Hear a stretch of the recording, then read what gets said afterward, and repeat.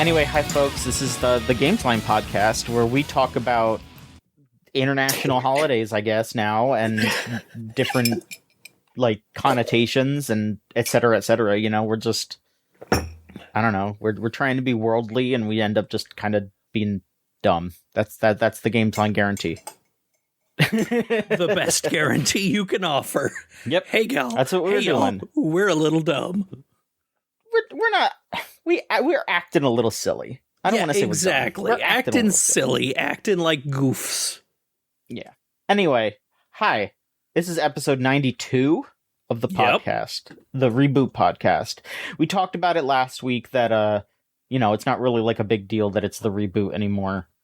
But I don't care. I'm going to keep saying that because there were like 300-something episodes before that. And so it's kind of crazy. Anyway, folks, big one this week because we have 4 people on the show. It's me, John. I'm the host. I'm in charge of the website, ostensibly. With me this time is Lorelai, who is normally the editor, as it were. Lorelai, how does it feel being on the show instead of just piloting it from the sidelines? You know, like morphing it into the the form. Yeah, after like 5 weeks on the road or at conventions over the last like 3 months, 2 months, it's really nice to be back, to be able to talk about video games, and very timely the conventions I was at a month and a half ago. Like, it's, it's good to talk about video games again with friends. It's been good to be home on my own computer instead of an 11-inch netbook. Nasty. You wanna have fun? Try raiding in Final Fantasy XIV on an 11-inch netbook that gets about 18 frames a second. I don't think I will. I think I will not do that. It makes video games real fun, but I did play video games. Maverick, you're here. Hello, Maverick. Yeah, hello. What a sight for sore eyes am I. You are. It's always nice to have you back. What's been going on with you? I got back from MomoCon last week. I realized as Lorelai was talking about this, the last time I was in was also like right after a convention. Yeah, I mean, you know, cons kind of get you in the mood to talk about stuff. I think you go on that fun adventure, and then you come back and you're just like, yeah, I'm ready. I want to share my experience. I think that's pretty natural. Rose, how about you? You're here. How you doing? Hi. Trying to think if I've done anything crazy. I've just been doing some cleaning and stuff recently. I finally fixed. This is very exciting. I finally maybe fixed a toilet that was broken. That I've been dealing with for a couple months. That's always exciting. So, do you care to share what was wrong with it, or? There were 2 things wrong with it, or 3 things over the course of the last like 6 months, if you want to go in that. Sure. So basically, the flusher cap that was in there was old, and it disintegrated, and so little plastic particles got in like basically everything. So I had to replace the flusher cap, which was easy, but then there's plastic particles in everything. So I had to clean out like the jets around the rim, and I had to replace the entire water filler upper thing, whose name is escaping me right now. Bowl. And then it was still not working. Tank? Yeah, tank. That's the word. Okay. Yeah. I did all that, and then it fixed some problems, but it just wouldn't flush at all. So I was just working on it, and then I looked it up online and did a bunch of stuff. I used a bunch of different products. They weren't working. What ended up working is really like just boiled water poured in. Yep. With some soap, and I guess it broke up something down the pipe. Maybe it was more particles. I don't know. But now it's mostly working, and I'm very happy about that. This is my old woman moment. You'd be amazed by how much plumbing repair can be solved with boiling water down the drain with a little bit of soap. Yeah, it's quite. I mean, I'm not going to complain. I've always been very anti-plumber, because every plumber I've interacted with has been horrible and incredibly overpriced. Like we had back in Lowell when I lived there, we had a plumber who basically like destroyed our entire basement. Damn. A little bit, which wasn't a problem because it was like the basement was kind of already destroyed when my friend had bought the place. But you don't want to compound on that. You don't want to make it more. Yeah. And it was like, what the fuck did they do? And then like I was able to fix it, and it was just like this moment of like, man, I hate these guys. Like I'm just gonna do this from now on. And so far, it's been going okay. Sometimes it takes forever, but. I mean, as how does somebody that affect... who has worked as a plumber, I hate these guys too. So. Yeah. How does it affect your relationship with Mario? I actually just had a conversation with my wife yesterday about how I think that Mario in the 64, even Sunshine era, that's your friend. He's here to help you. Once he goes Galaxy, it's over. The man is detached. He doesn't care about you anymore. So I would say these days, me and Mario are not really good friends. So you're saying that hasn't changed at all? Like, because I don't know. I look at like Mario Wonder Mario, and there's a little spark of joy in that little guy's eyes. There's a little bit, but even then, I'd rather spend time with Toadette. You feel me? Mm-hmm. Of course. And it's like, I don't know. I just think about like, Mario and Mario 64. That is a man I think I could count on. And Mario Sunshine, you're like, this is an innocent man. He needs to prove that he's on our side. These Delfinos don't understand. I agree with you about Mario Sunshine, but I don't know. I'm one of those people that thinks that Mario 64 Mario is some kind of like little animal that's just running around, and like a little bit, but he feels so innocent to me mainly because he gets attacked by like everything, especially those monkeys that steal his hat and shit. Yeah. It's like, whoa. There's an innocence, and there's a like there's a goodness there. Like he wants to help. Like don't get me wrong, like Gon but also from Hunter x Hunter. Yeah, but also like I think that I think he would, if you just like let him loose in a store, he would knock drank everything all that milk over. in the commercial. That's true. Yeah, he would knock everything over. Like just, but Mario Sunshine Mario, like if you brought him to a store, he would just purchase items like a human. In Mario Galaxy, he'd make a big deal out of it. Yeah, he would be like, "Oh man, I can't reach that, so I'm gonna have to, I don't know, like twirl on a star or feed a Luma a whole bunch, and then it kind of kills it, and it's like, all right, man, we don't have to do all this shit. I can reach it. I'm slightly taller than you, man. Like it's okay." Anyway, yeah, gaming has occurred this past week as well as every other week, and we got a lot to catch up on. I'm gonna say let's talk about the news first, because we have a few good bits of news here. A lot of the news has been rough lately. Some of it's just like, dog, what the fuck is going on? Some of it is like, I don't even want to talk about it because it's stupid. But there's some interesting stuff that's been going on lately. We'll start off with John here. I have a quick thing here. Those of you who are aware of that whole stop killing games push that has been going on for a while, apparently it's on the way to getting sort of like ratified worldwide here, as California State Senate is going to be hearing the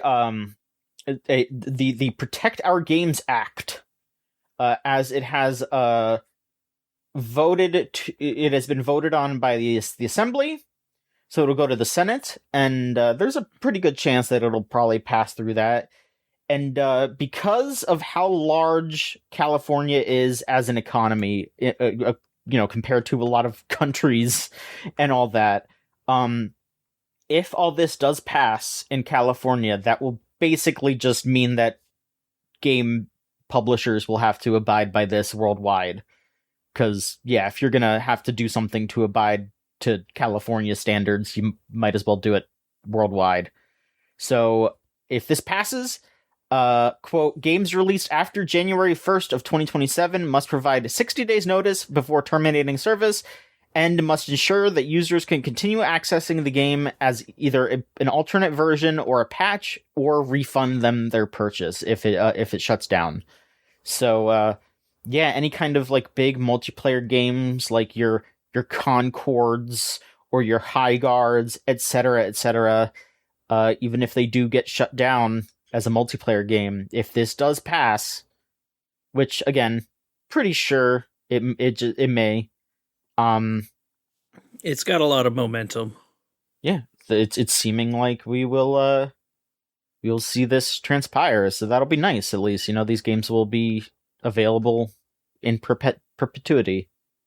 It's so funny to think about how all this is just because a bunch of people, like I think it was it in the EU initially that started this momentum? Was it when it was just because people in the EU loved The Crew? Yes. Yep. And it's just like, I'm just imagining the guy at Ubisoft just like, fuck, why did we do this? Ugh. No one would have cared. They could have just, you know, kept it online, patched it or something, just because they wanted people to shift over to The Crew too. Like, no, we just want The Crew 1. Oh well. I mean, you know, it's one of those things where, like, I think this is one of those things where it's treated as a gigantic, big old deal, and I think that it's a good thing that's occurring, that they're doing this, but it's also like, you know, it's like kind of whatever too, because a lot of these games are either just like complete doo-doo, or B, like they have private servers and stuff, and it's like usually fine. So I don't know. Well, I think it's a good thing still, and it should happen, but also like, I don't know, whenever I see this stuff, I'm always just, there's just a little part of me that's like, I don't know, there's probably more important stuff to be pushing through, but you know, whatever. The thing with The Crew was that you could play that game single player if you wanted to. Mm-hmm. You just had to be online. So like, it's literally a matter of, like, the whole thing is like, we're not even asking you to run servers. You just need to make an offline version of it available. Yeah. Like, Right. Well, yeah, I mean, that's basically it. Yeah, they're working on that. Hopefully it passes. That'll be nice. Yep. Lorelai, how about yourself? Fill us in on some stuff that will also hopefully come to pass. So mine is both sad and good, hopefully. So a little bit ago, our good buddies at Embracer Corps bought Dark Horse Comics. And then in March, they forced out the CEO. And then literally like a couple of weeks ago, they were like, hey, we're shutting down every single Things from Another World. We're eliminating a lot of positions, forcing return to office. All these really fun things that everybody loves, you know, costing lots of people their jobs, to shut down the comic shop you run in both Portland and Universal City Walk in LA. But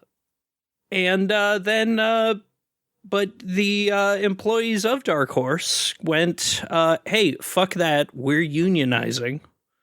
So they are currently asking Embracer and their current CEO to voluntarily recognize their union.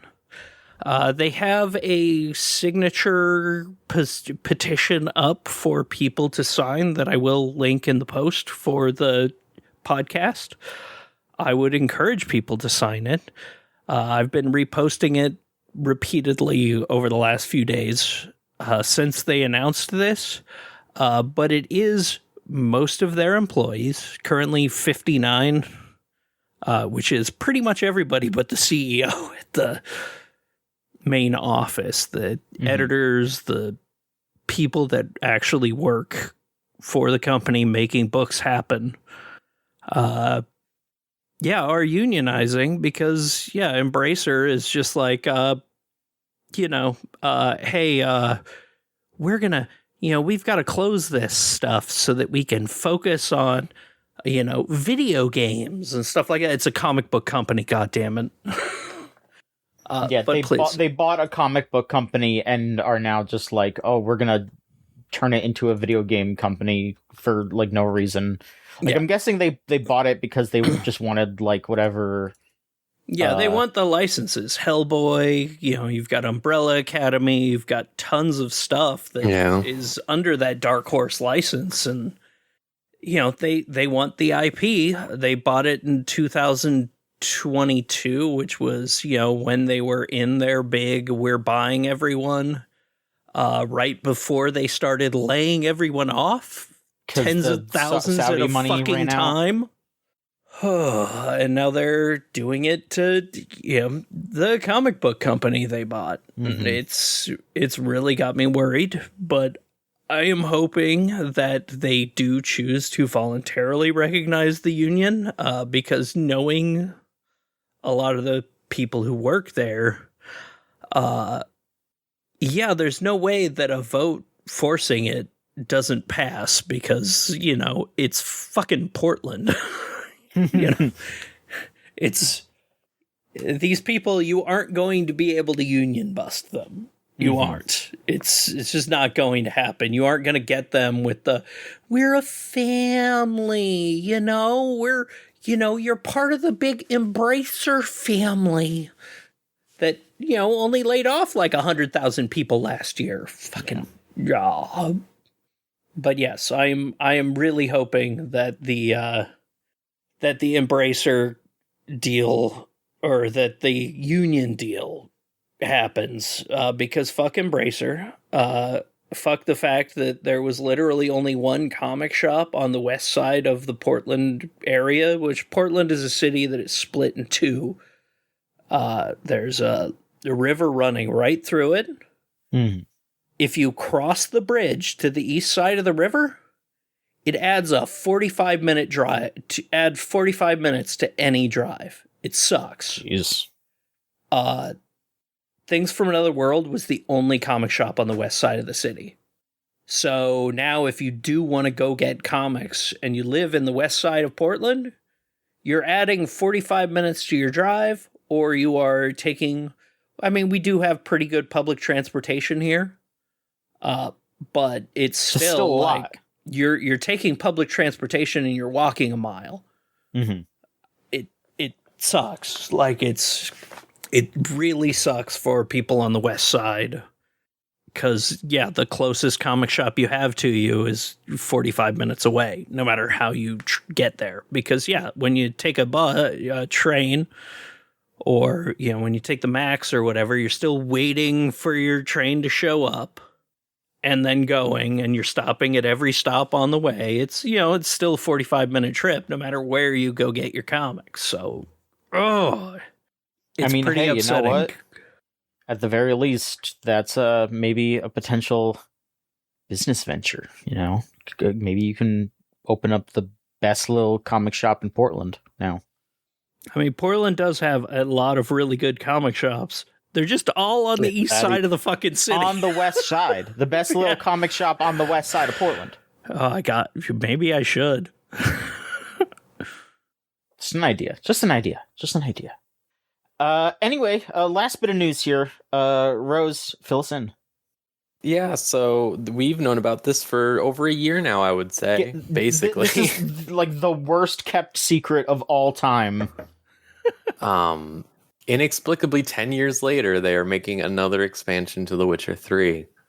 I guess I shouldn't say inexplicably. There's some logic to it. The Witcher 4 is coming out soon. We've seen some weird ass shit over the years of like Borderlands 2 did a DLC in like 2019. Something like that. Right before Borderlands 3 came out or whatever. And that was like 7 years later. But this is... a little more of a thing because The Witcher 3 had 2 expansions, Heart of Stone and Blood and Wine, and they're pretty long. I still haven't played them because I've been saving them for a rainy day. Sister, for 10 it's years. fucking raining because you should be hopping on that shit. I know. Blood and Wine is really good. Like Heart of Stone is decent. Like it is pretty good, but man, yeah, Blood and Wine is great. I know. I'm working on it. It's planned now, but There you go.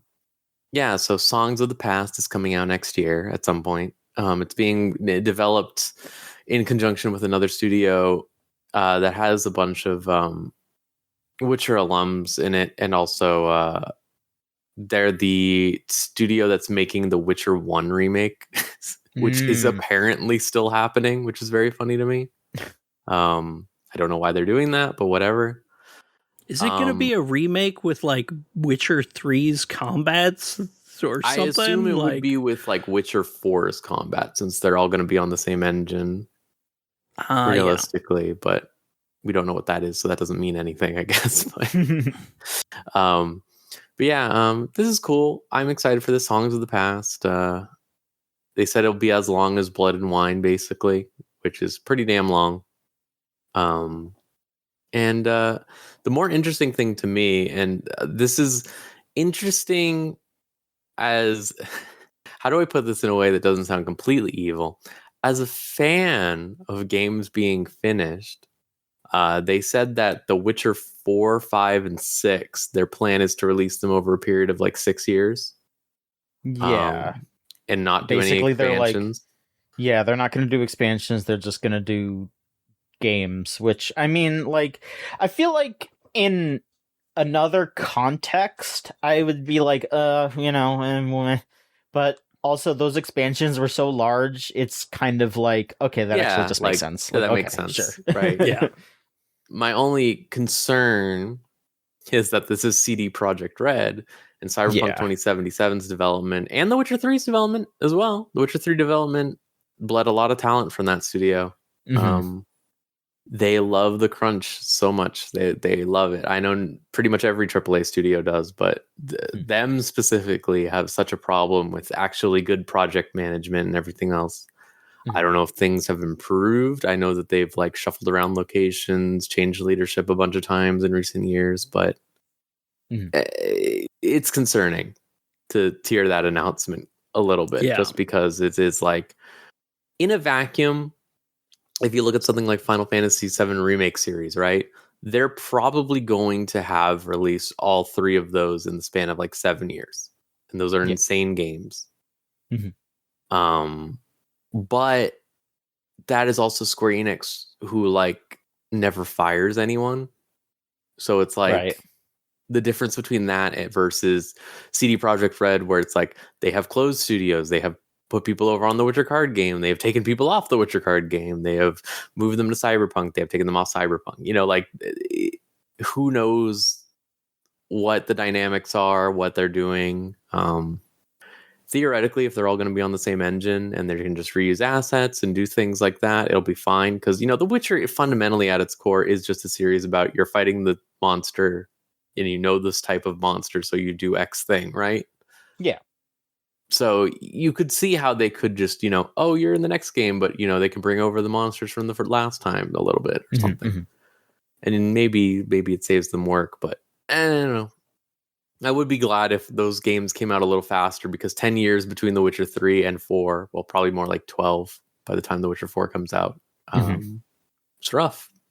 It is, yeah. I would like for there to be more of those games, but also not in a way that is unhealthy. But I mean, God, yeah, because they're doing this and they're also still doing like Cyberpunk 2 or whatever. Yeah, like, they're doing Cyberpunk 2, and I feel like there was something else. They're working on a fantasy IP, I think, that's separate also.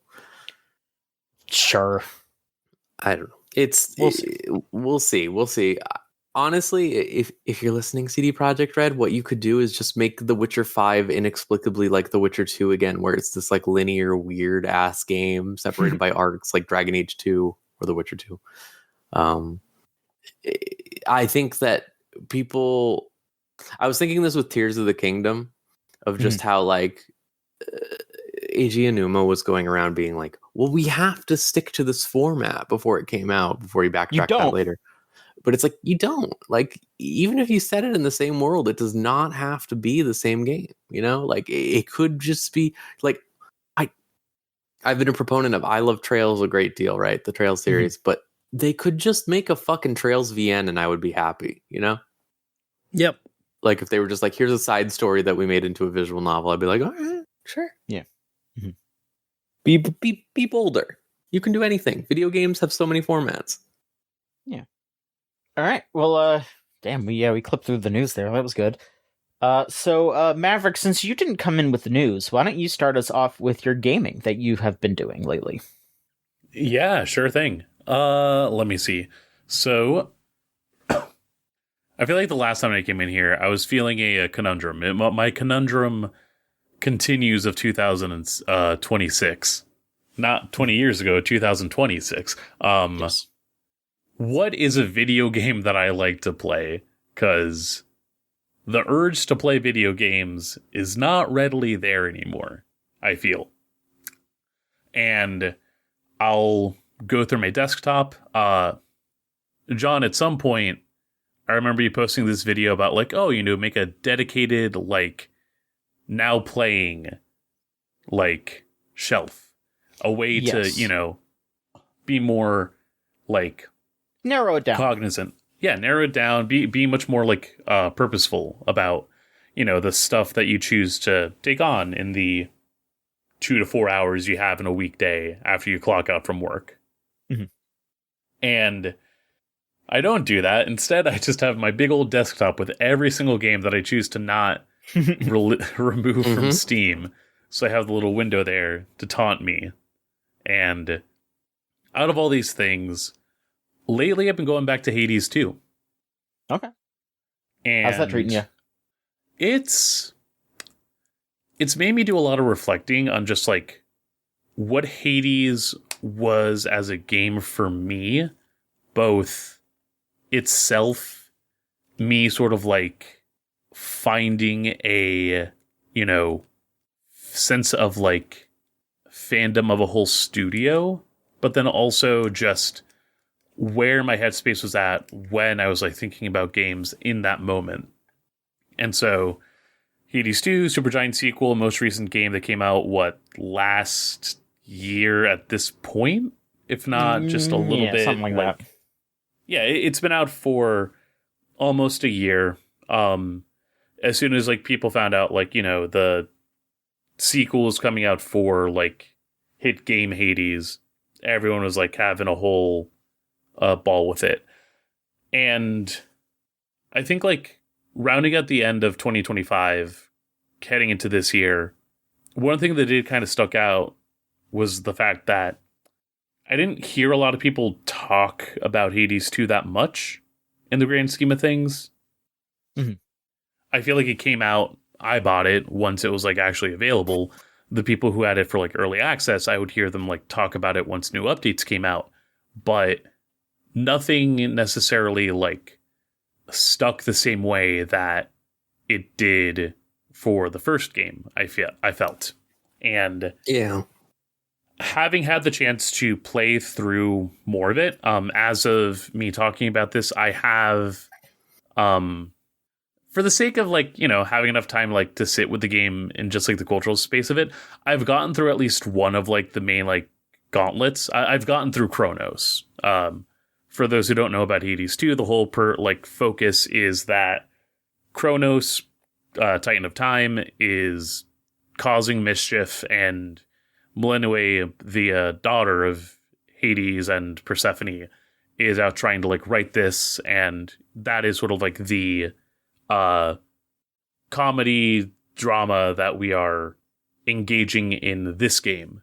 Familiar faces coming through of, like, the old Olympic gods, the minor characters in the House of Hades still coming through in some way, some new characters, new pieces of new characters that come from, like, old Grecian lore and myth, and it's, like, it's not bad. It's not a bad game, but it's hard for me to feel attached the same way that I was with the first game. So did you hop on during the like pre-release era, or did you wait until it was out of early access? Completely blind. That's how I did it with Hades 1. I literally did not know about that game until like a week before it was supposed to come out. And okay, I don't want to say I think back on that period of time fondly, because like, mind you, that was October of 2020. But like, I played that game every single day. I was obsessed with Hades 1. And I think part of it too is that Supergiant as a whole has a very like perceptible style to how they do their games. And Hades in a way is a capstone, I feel, to their just ethos of like game composition. Bastion is, you know, we have an isometric style that both has a sense of fun and engaging gameplay with like narrative elements that we want the player to focus on as much as the gameplay. And all that is wrapped up in like a 2-hour game, 2 to 3 hour. Transistor takes that. How do we, you know, up the narrative elements, focus more on the pieces that are separate from just the pure like action of button presses, but then also still creating a captivating like gameplay mechanic there in the form of the like turn-based action RPG focus and the multiple like upgrades, taking a bit of the Dark Souls inspiration of creating story within like the upgrades and items that you're interacting with. Pyre being this elevation of that, or just more of this like exploration of how do we do a roguelike, but with a defined like end point where it's less, oh, you got to keep doing this again and again and again. That repetition is still there, but there are like a set number of turns for that. Also upping the narrative, upping the sense of like choice, but then also having something that's like much more like confined in its loop. And also, you know, someone having a fun like thought of how do we make NBA Jam something that is like just outside of its initial element, which still fun in that capacity. Hades takes a lot of these elements and combines them into this game that really just showcases what Supergiant was able to do up to that point, and is a really just, you know, glowing appreciation of all that knowledge that's accumulated over time. Doing with something that is familiar, at least in the sense of like, you know, low barrier of entry to understand like how Greek gods act in the general like sense of things, but then is something where it's intended to be a long play. It's intended to be something you take a lot of time to like go into, repeat, and even, you know, has that appreciation of, you know, it's taking you so long to get through this, but we still provide a sense of reward, be it the story, be it additional upgrades. It's never a detriment to start from the beginning.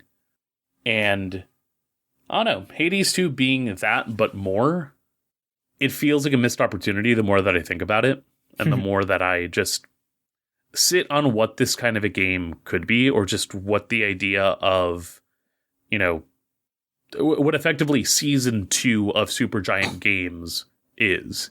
If Hades is sort of this, like, again, this capstone, this season finale in my warped sense of like how to make, you know, a narrative for an entity in itself. But I don't know, again, like the characters are fun. A lot of like the bosses are like, what I'll say is that a lot of the bosses like resort to a lot of area of effect attacks in a way that makes a lot of my time like spent dashing around. And not to say that that wasn't a part of like the original Yeah, Hades I was gonna concept, say that but feels like the Hades guarantee, kind of. Yeah. yeah. get that reflect dash. Hey, you can play the game now. I mean, Athena's like much more of a like partitioned part of this. Again, like some of the gods change around, so like what is it? You still have Aphrodite, you still have Zeus, Poseidon, Ares comes in after some time, but some gods like Artemis and I'm like in fucking history class right now, trying to remember these motherfuckers. Artemis is something where it's like it comes in like event by event, and you'll get like one bonus of hers rather than the consistent like tree of boons that you could get in the first game, or like other instances where you have some new gods. They bring in Apollo, they bring in Hephaestus, and very much like fun concepts and designs there, but it's definitely a different feel in terms of like what a build looks like. And I think the part that I really like struggle with when I think about that idea of Hades but more are the additional modifiers to the game.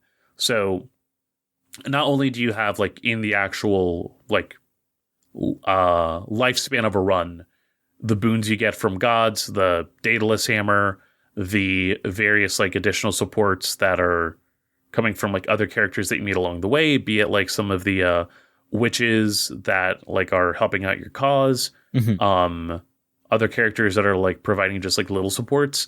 You start each run with the Arcana, similar to like the modifiers you would get in Hades 1, but they're a lot more like particular of how to like get things set up. So it's like you could have a card that's like, oh, you know, you get one Death Defiance, an additional life in the middle of your run. Upgrade that to get more, easy. Some provide like more particular like customizations and setups. You can have like multiple loadouts as well. And I don't mind that in terms of like something like this already existing in the game previously, but it becomes a layer where, as somebody that isn't thinking too hard about how I'm approaching the like, you know, entry into a run, having multiple loadouts, having like this opportunity to like customize, I'm glad it's there for the freaks that are going to run this, you know, like nobody's business. But for me, it's just like a point where I'm like, okay, let me just get a vibe for this.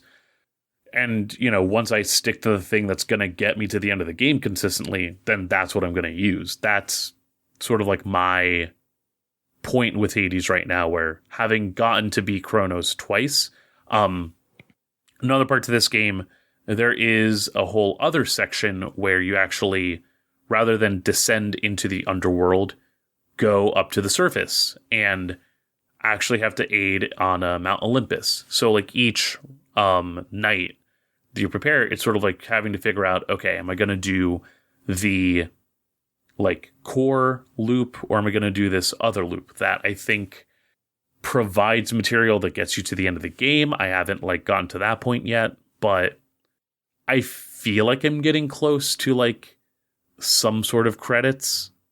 It's just a matter of, am I getting enough upgrades? Am I getting enough setup? But yeah, it's not, again, I struggle with the fact that like, I don't think it's a bad game, but I'm not in the same mindset that I was with the first game to be fully like engrossed with it. Sure. I'll use an example. Like my partner played like a bazillion hours of it in early access, and then played a ton of it when it actually came out. Loves the game to death, but all it did was also make her want to go back and play Hades 1.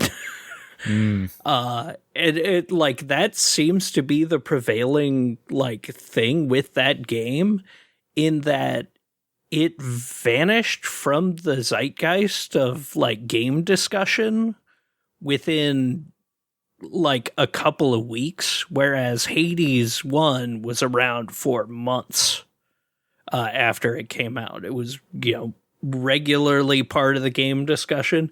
Hades 2's had none of that, and I think that's really like indicative of like the issues that you are having with it, because those are similar issues to what Andrea why she went back to Hades 1 is.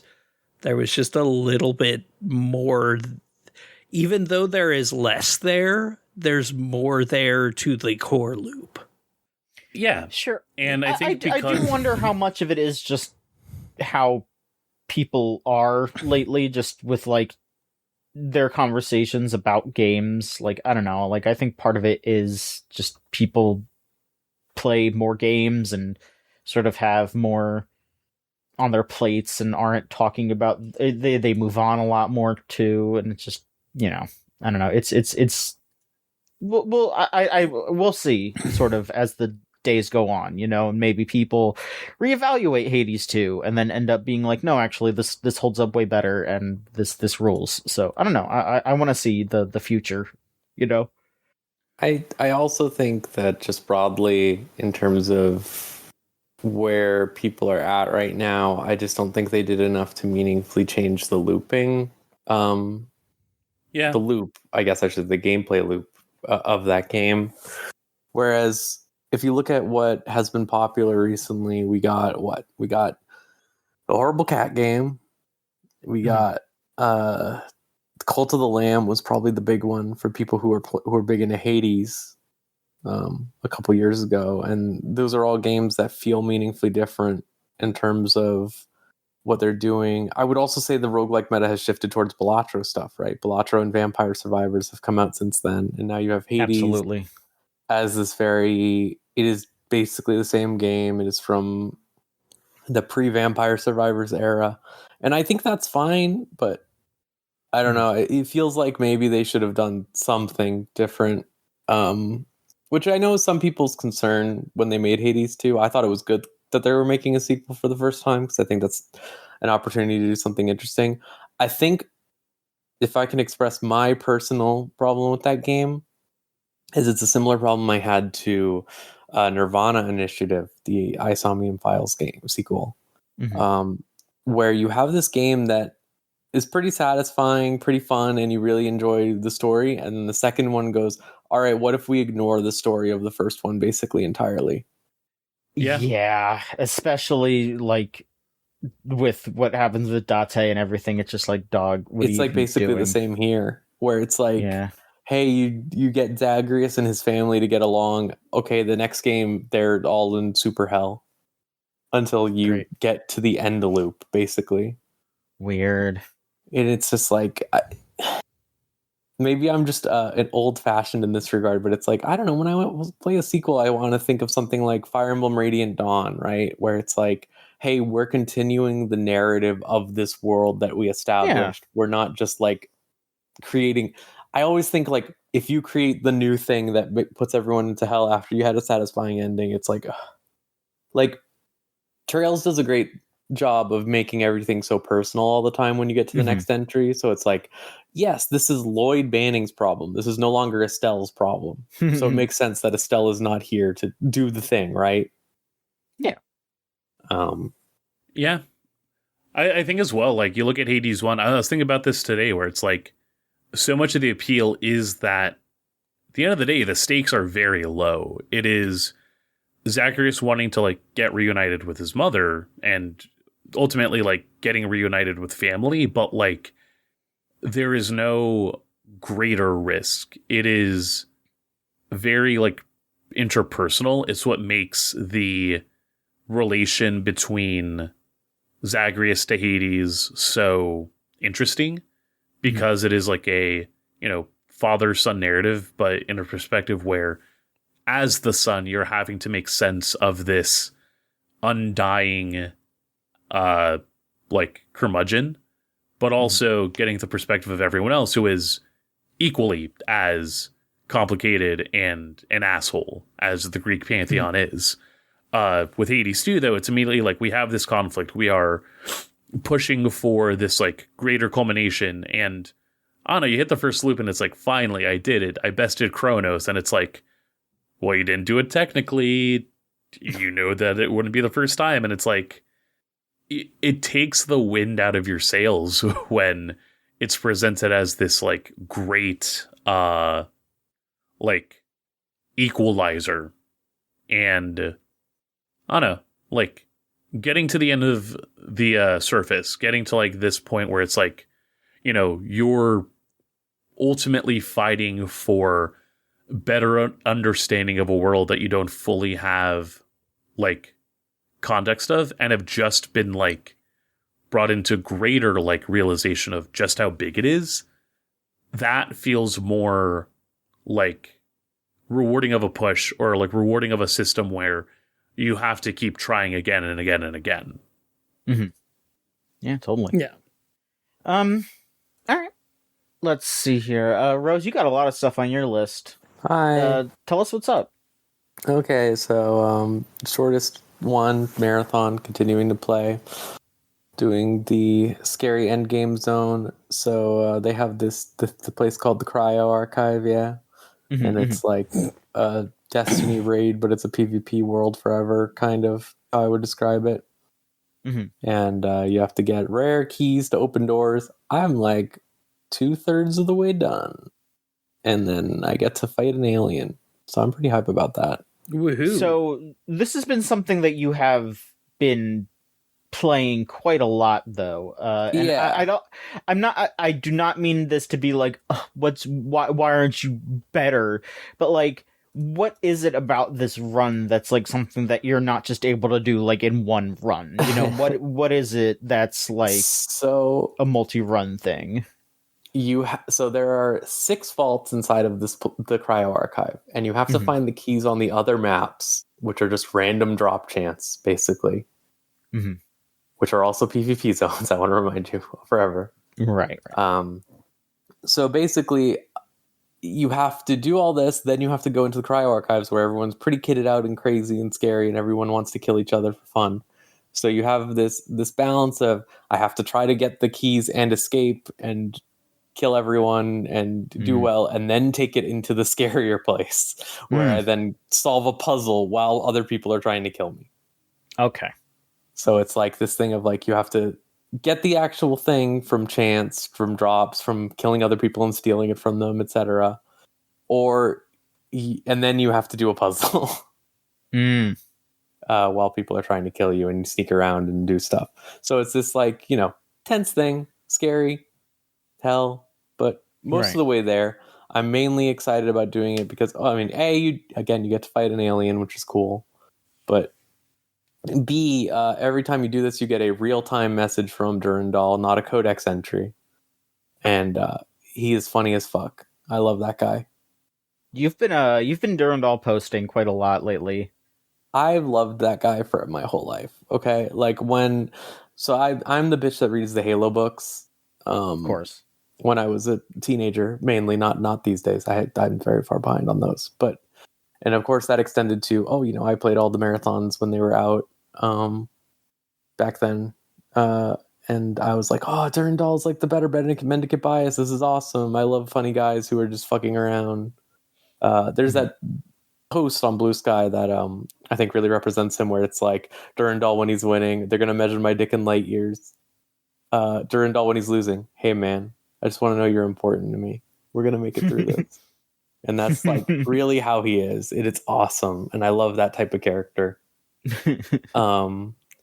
It's like it's really fun having Ben Starr be him in this, because I liked Final Fantasy 16 for Clive specifically. I would say Clive was a really fun character, and his performance was really good. So it's really funny having him be the insane robot guy now, because it's like, it really is like, they've done a good job of distinguishing, like, oh yes, Durandal is supposed to sound fucked up and weird and evil when he's like talking to people, and then when he's talking to you personally, he's supposed to be like, hey, what's up? How's it going? You're really important to me. We're cool, right? Love But it's you, really buddy. fun. seeing all of this coalesce with the modern style of writing, where they've made him a Tilde poster. They've made him say shit like, we all know rampancy in AI is planned tech obsolescence and not a real problem. Yeah, which we is know, a really right? fucking funny thing to say. Yeah, you know it, I know it. It's just fun. I'm really enjoying it, and I'm really excited for the new season of Marathon, which starts in 2 days. Because they're adding a nighttime map, and when they're adding the nighttime map, they're also adding shit like gun magazines that make all your bullets make light appear and stuff like that. Ooh, and that's fun. Yeah, and they're adding like flares and all this other stuff that I think will be really interesting, really cool. I love the idea of a map that isn't just dark in the sense of modern movie dark, where you can't see anything, but dark as in, hey, this is deliberately like you're in a dark forest or something. Like you need a flashlight, you need to see stuff like that. That's really cool. So yeah, looking forward to that. And most of their meta changes have been pretty good. I think they're maybe doing things a little too fast, but they've been doing smart stuff to keep that game continuously. Like, people have to change up what they're doing. Okay. So yeah, I've been enjoying that. And then another one I could talk about real fast is I did start Saros, which is the sequel, not story wise, but like in every other concept. Yes, to Returnal from Housemarque. The voxels have returned. It's good as hell. I really liked Returnal. I thought that Returnal was one of those games that I played on the PS5 and I went, oh, this is the PS5. It can do things. Because it uses the triggers really good, where it's like you pulled the trigger all the way down to do alt fires on guns. You like, it does good vibrations for all the particle effects that you're doing. The particle effects interact with the environment in like the cool computational way that the PS5 can do, where it's like you are firing a gun and then you are watching a particle effect bullet bounce off of everything and hit people, which is really cool. And that continues here. You have a lot of different guns. I like a lot of variety between even different types of the same gun, which is fun. It looks much more visually interesting than Returnal, which was maybe my only problem with Returnal. They were going for a very specific vibe of like this eldritch darkness with Returnal, but it was a very blue and green game, I would say, like aggressively so. And now you have this game where the first opening area is like white marble with red like flora everywhere, which looks really nice. And then like they do still fall into their eldritch stuff to some extent, of like, because this is King in Yellow, which apparently is very big recently. I don't know why. I couldn't tell you, but I mean, I agree though. It's cool. Yeah, it's cool as hell.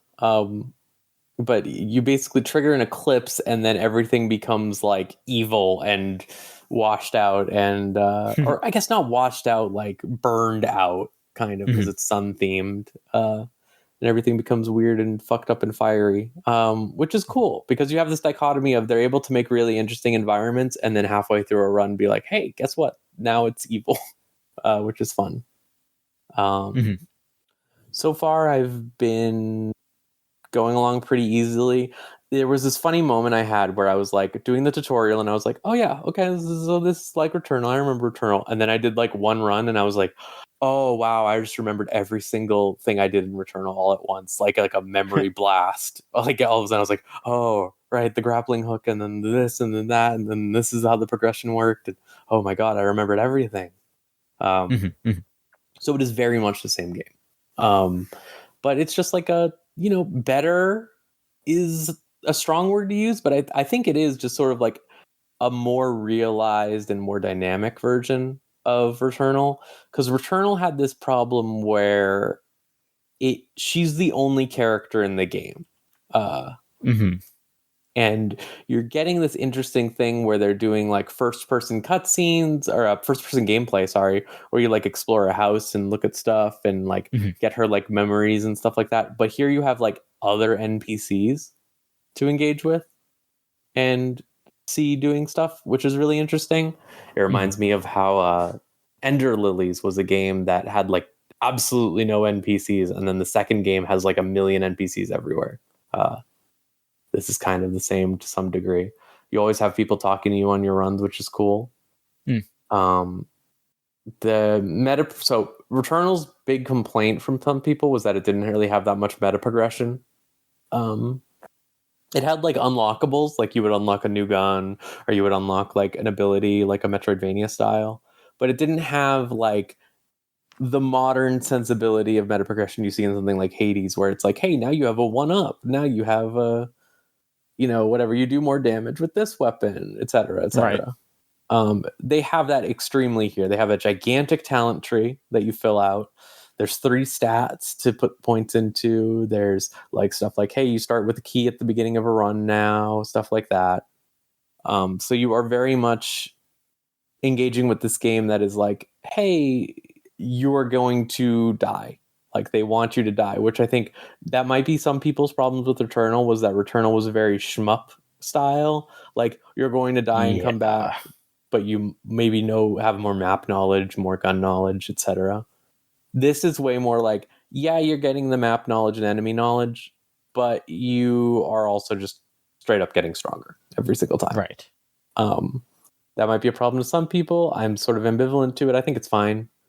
Especially because they give you different modifiers to make this game harder the more you play it also.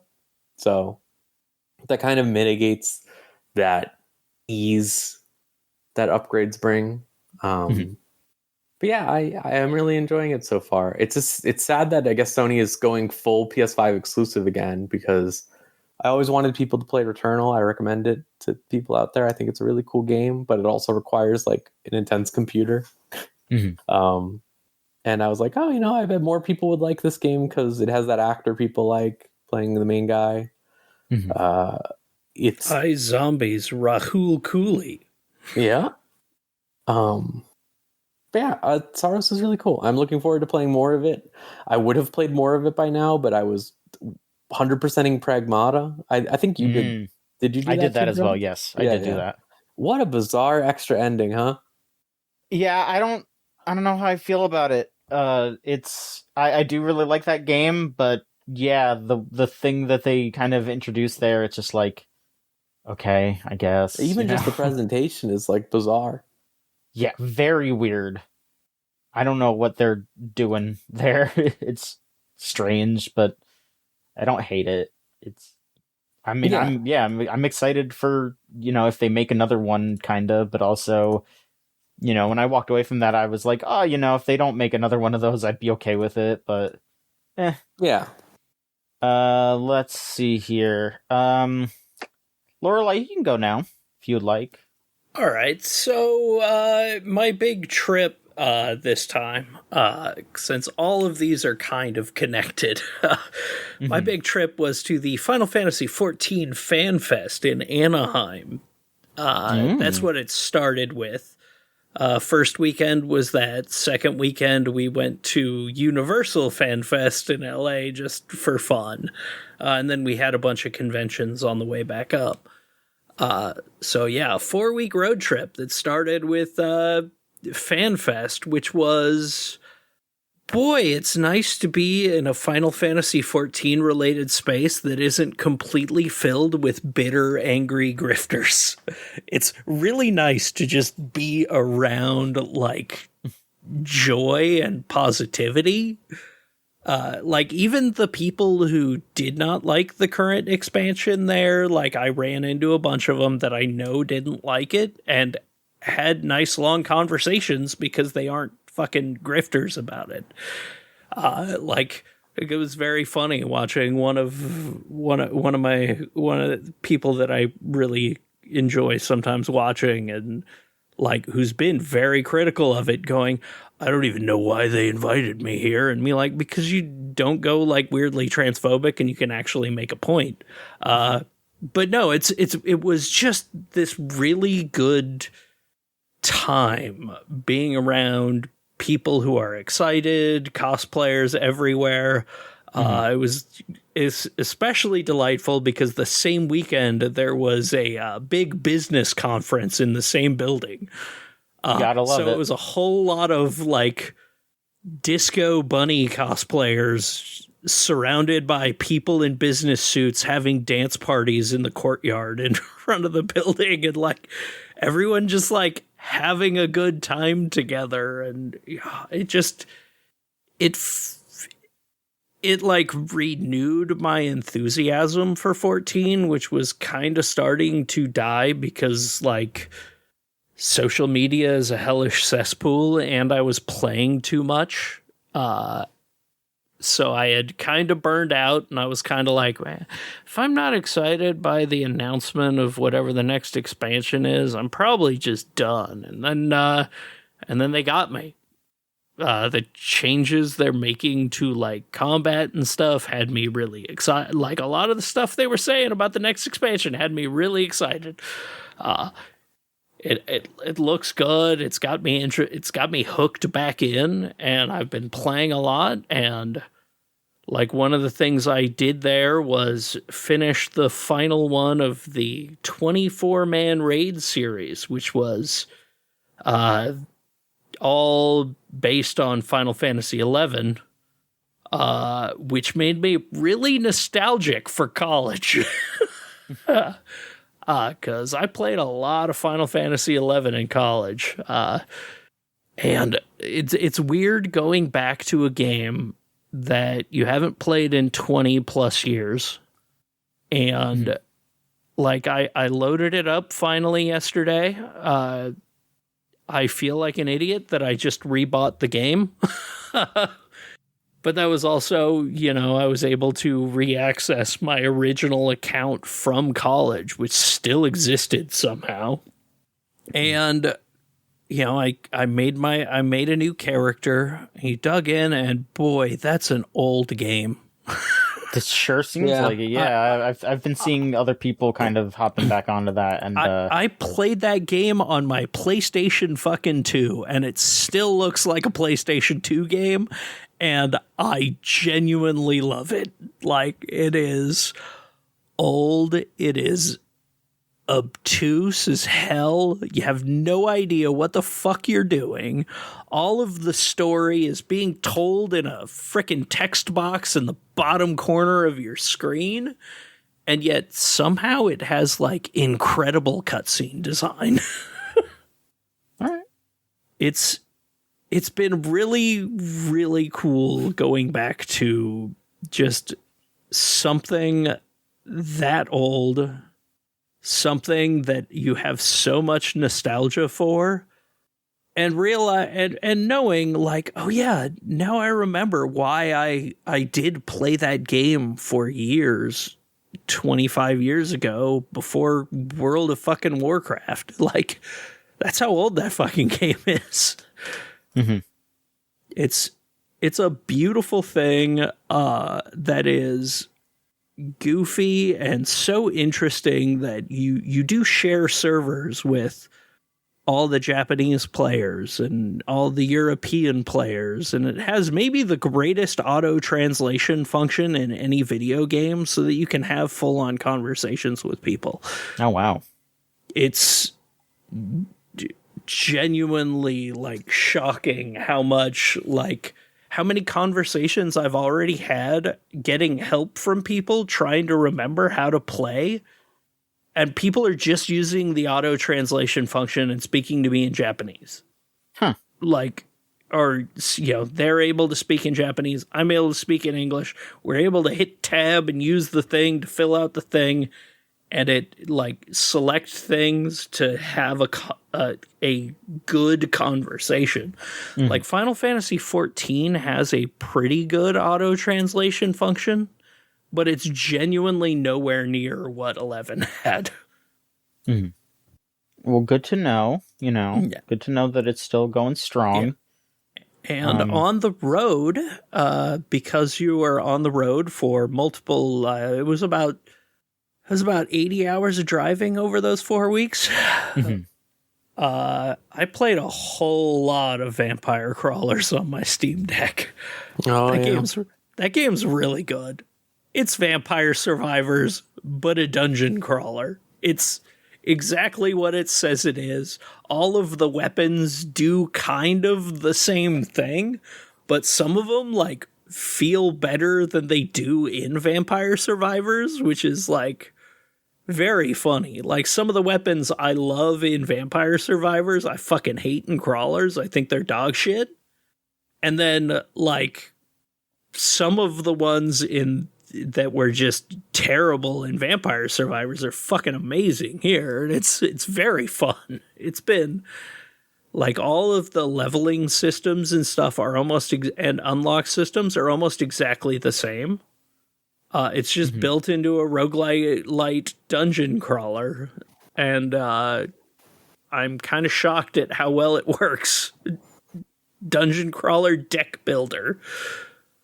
All right. I 100%ed that this last weekend, and or last weekend, and I really enjoyed it. But I do wish that they created, I don't know, like some sort of mechanical difficulty to the later stuff, because you reach mainly just because once you get 3 crawlers, it becomes freaking insane, right? Yeah.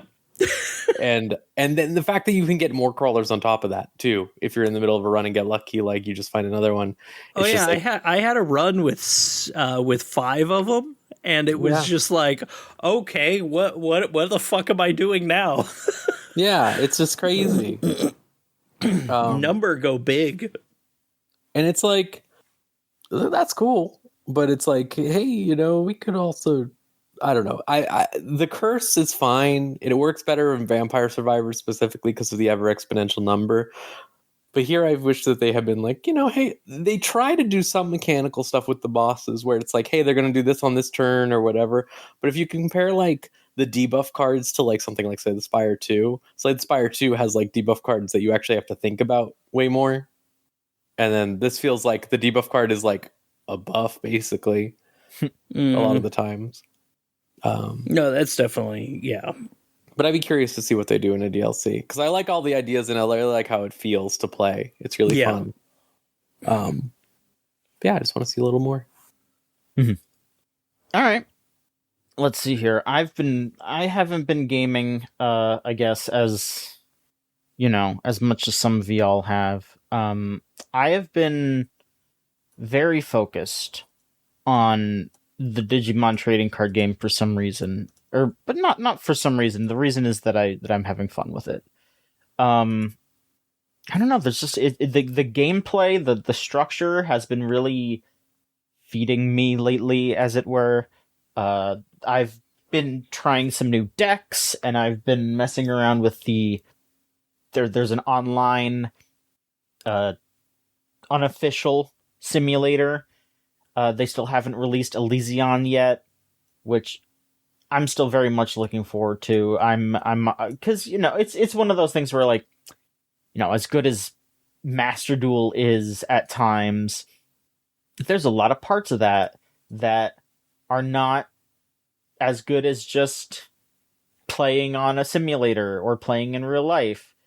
But at least with Elysion, they are like, hey, there's going to be new cards, and also there's going to be a different format, because it's like they're starting off with a format that is I think they're basically like resetting it. They're doing like, hey, we're not, you don't have to just dump all the cards from the current sets in there. We're starting off with some early sets, and we're also doing some new cards. So I think that's a good way to balance that for Elysion. But also, I need to get my reps in. I can only go to locals once a week. I need to practice my decks. And so I've been mostly playing the Hudimon deck, which is based on Digimon Cyber Sleuth Hacker's Memory. And some of y'all might be going, oh, fuck you, asshole, you're playing a shithead deck. And listen, that deck got nerfed recently, so it's not a shithead deck, and my heart is pure. I'm playing it because I loved Hacker's Memory, and I'm also playing more option cards and stuff. I'm not focused on looping, okay? I don't even have any of the cards that loop in that deck. I'm playing the nice person version of the deck instead of the fucked up shithead version of the deck. And I would like you all to be thankful that I'm doing that, because if I was playing the loop version, everyone at my locals would want to skin me alive, and I would understand if they did. because there's a bunch of loops going around right now, and it's all involved with DNA digivolving. I guess I can kind of discuss that. That could be the big plot point for the Digimon TCG right now. So, big thing in Digimon, Digimon's all about friendship and bonds and showing off how close you are with your heterosexual friends. Yeah.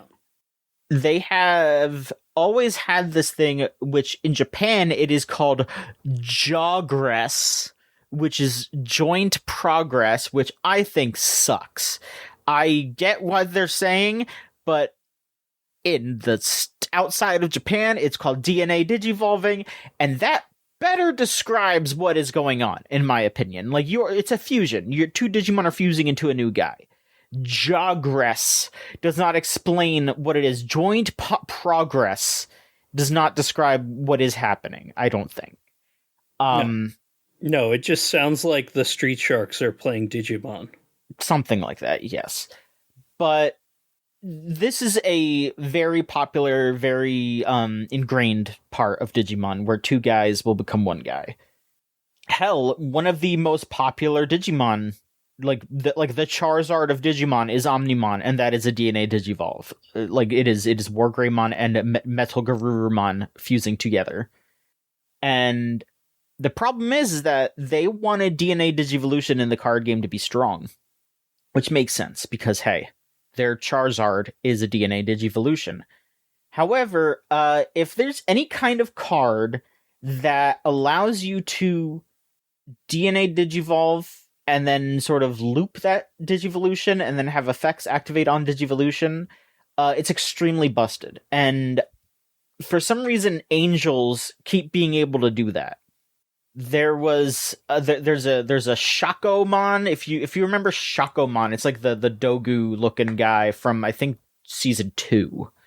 Because there was a guy who used a Shakomon in Hacker's Memory, and that allowed for some crazy ass looping, because you would DNA into the Shakomon and then you would bring out the Hudimon over and over again, and the Hudimon had an effect that would play out a Tamer, and then that Tamer would let you play another level 5 Digimon, and then you could DNA into another Shagomon, and you would just loop doing this over and over again, and you could just get a bunch of dudes out all at once and then kill your opponent, like, immediately. That was the big issue, but they limited the Shakomon for Hacker's Memory. You can only have one, and so you can kind of do the loop, but not really anymore. It's not as consistent, it's not as broken, it's normal. Yeah. But then they printed another Shakomon for Time Stranger in the new set, and it does the same fucking thing. Like, it's the same Digimon. That's another loop. But it's all based around the Angels in Time Stranger, and they introduced a new thing for Angels called Ascension, which is, if they get deleted, they get added to your, they basically get added to your health pool. So you're just constantly refilling your health. You're constantly playing out guys. You're constantly swinging. Because the other thing with DNA Digivolution is that they're considered a new Digimon. So if you attack with a Digimon, normally they are suspended for the turn. They can't attack again. But if you DNA that, even if it attacked previously, that's a new Digimon, so that one can attack too. So basically, for one DNA Digivolution is like 3 attacks in one. And you have 5 HP, basically, or 6, actually. You have 6 hit points. Standard. So you're just refilling your health. Like, you can go over, because it's 5 HP and then one last hit to kill you, basically. And then you're refilling your HP, you're getting more shields constantly, and you're able to swing a whole bunch, and people are pissed. People are pissed at the Angels right now. And the thing is that DNA Digivolution is free. So you don't have to spend any kind of energy to bring them out, like, because there's like the memory gauge where it's like you spend this much, and then once it passes over the 0, it goes over to your opponent's turn. So you're able to just do this for free all the time, and people are just sitting there like, please make DNA Digivolving cost something. And I think they're just at this point where they really don't want to do that, because it would make Omnimon 100% worse. But they need to figure something out because it's fucked. It's completely fucked, and yeah, they need to figure something out. I'm as someone who uses DNA Digivolution in my deck, like, you know, I like the Shakomon that I have. I still have one copy of it, but I would, if they made it cost something, I would understand, because it should. That's the big thing right now in Digital Monsters card game. I like every single thing you said in that conversation as an outsider. I think it's really great. People are mad at the Angels. They're very mad at the Angels. They've been mad at the Angels for a while. They're even more mad. They're continuing to be mad. Basically every time someone sees Angemon, they get pissed as fuck. Not Angelwomon. Angelwomon's okay. She's not involved with any of this. She's probably gonna be in like a Mastamon deck, which also is DNA Digivolution. So, you know, people will probably get pissed off at Angelwomon in like a few months. But right now, we're pissed off at the boys. We're mad at Angemon, and his cohorts. But otherwise, I mean, it's an interesting format right now. It's pretty varied. Like, there's a Shine Greymon deck, which is based around the guy from Data Squad who punches everybody, and that whole deck is about turning him into a quote unquote Digimon, so he can also attack, which is pretty funny. I kind of love it. I'm sorry? I kind of love that. It's very good. And it's a fun deck too. And then there's a deck for Glowing Dawn, which is the new Beat Break team. That's also very good. It's all about putting cards underneath your Tamer cards. And it was really funny because at Locals last night, one of the guys there was just talking about how cheap the Glowing Dawn deck is, because you just load up your Tamers with a bunch of stuff underneath them, and then you use those cards as like to make things cheaper, so you end up like paying nothing to do anything. And he was just sitting there the whole time just like, yeah, this shit's broken. I'm playing it, but I feel bad about it. And then later that night they revealed a card that removes cards from under Tamers. So like literally the next day, I just like pinged it to him, and then he just went, no, good. Like, just, yeah, I shouldn't be able to do that. Which I always respect when someone plays something busted and then they go, when a counter comes out, they're just like, okay, good. Now I don't have to feel like a monster. That's the big stuff, I would say. Diaboromon is fucked right now, and I'm pissed because everyone's running cards that kill tokens and stuff, and they need to do something about that, or I'm gonna cry. I want to play Diaboromon again so bad. They need to make new cards for Diaboromon. I hope he's in your future. Like, it's really interesting listening to this because I love Digimon, but I have never played the card game. The nice thing about the card game is that it applies everything that you know from the actual Digimon to the gameplay. Like, hey, the easiest thing to bring up every time is that most Leomon cards have effects that activate on deletion. That is just a rule. So that's the way to describe that game to people, is if they know Digimon, it's just like, oh, okay, that makes sense. Yes, Leomon needs to die for something to happen. Okay. But it's fun. I mean, I would recommend it. Like, honestly, right now would be a good time to join in, because there's some really good starter decks right now. Like the Glowing Dawn deck is a starter deck, and if you want to upgrade it, you do need some cards from the new set, but those cards are like, I mean, they're like $15 a pop, which is not great, but it's better than a lot of other card games, I'll tell you that much. Like, you get the structure deck, and then you need like maybe like 4 or 5 kind of expensive cards, and then you're playing a tournament, like not like I'll do okay at Locals. You're playing a, like, I can use this card at a, you know, a regional kind of deck. You know, it's like you're paying maybe $100 or less, and you're killing it. Which I respect. I respect that. You know, it's not like MTG or anything like that. But I also have been getting the retro achievements bug again. It just keeps happening. I don't know why. Or I do know why, because it is fun. But they're fucked up on that website. I told you, they're sick. They're sick even for me. They're sick. I did see earlier today that there is an achievement set being made for the Animal Crossing DSiWare clock. That is something that's being made right now, apparently. What? Great. Okay. I don't know what that I don't mean means. any offense to the people who are doing this, to be clear. Like, by all means, go off, have fun, be yourself. Hearing that literally made me, like, in my head immediately go, man, fuck off. What's going on? What's wrong with you people? What are you fucking talking about? Oh, they're doing an achievement set for The Sopranos on PS2. There you go. See, that's fine. Yeah. We're fucking clock. Yeah, look, clock. I need my the calculator. The calculator. Yeah, I set my alarm achievement. Yeah. Fucking My Notebook Carbon's gonna have achievements in like a year, and it's gonna be like, draw on 3 pages. Hang on, I'm checking. I'm checking to make sure that if there gonna is bring or is back not any yet. Flipnote for the achievements. Okay, there is not an entry for My Notebook Carbon on Retro Achievements. Good. When I type that Now, for some reason, yet.